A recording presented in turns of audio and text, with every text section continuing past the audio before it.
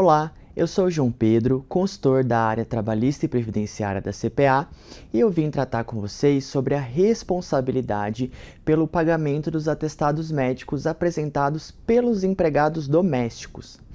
De início, gente, como a gente sabe, no caso de empresa, a empresa é responsável pelo pagamento dos 15 primeiros dias de afastamento do empregado.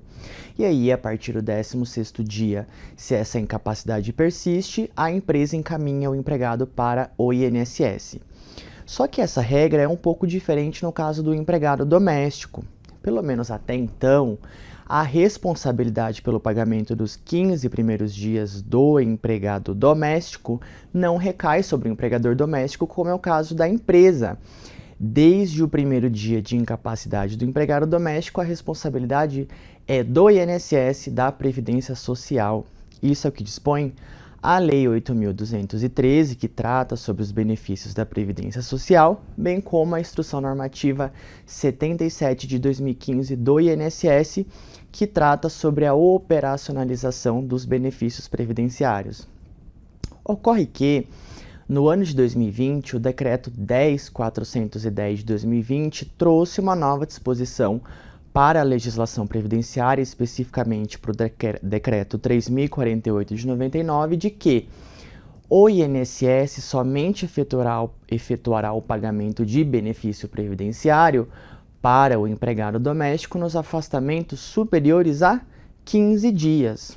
Ou seja, como se dará o pagamento da incapacidade médica do empregado doméstico no caso de afastamento inferior a 15 dias? Em regra, o empregador doméstico continua não tendo a obrigação e, em princípio, com base nesse novo Decreto 10.410 de 2020, o INSS também não efetuará o pagamento. E aí, nessa situação, o empregado doméstico poderia ingressar com recurso administrativo perante o INSS, alegando ali a questão jurídica, da Lei 8.213 e da Instrução Normativa 77 do INSS disporem que o INSS é responsável pelo pagamento e, em princípio, a lei e a Instrução Normativa estão acima do decreto.